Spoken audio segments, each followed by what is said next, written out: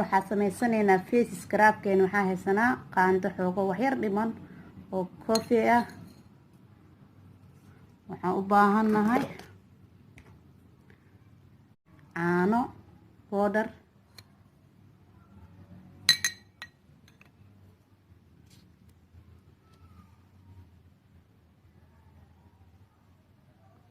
hal qaando oo malab ah,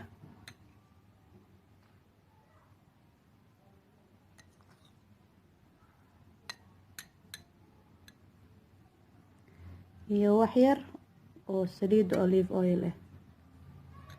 intaas isku soo laaqaynaa, isku soo dhaxgelinaynaa.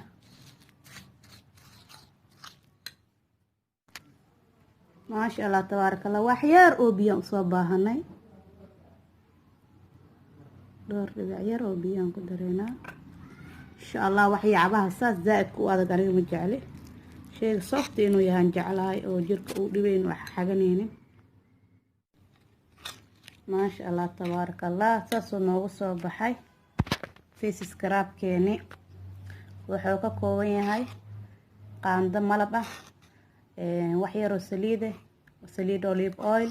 wuxuu kaloo ka kooban yahay caano powder ah, qaando wax yar dhiman, iyo qaando wax yar dhiman oo coffee ah. insha Allah waa kaasaa isbuuci 2 mar. wajigaaga intuu ku qalalayo 30 minutes ku hay, ka dhaq biyo qabow uga dhaq. insha Allah isbedel uga dareemi doontaa.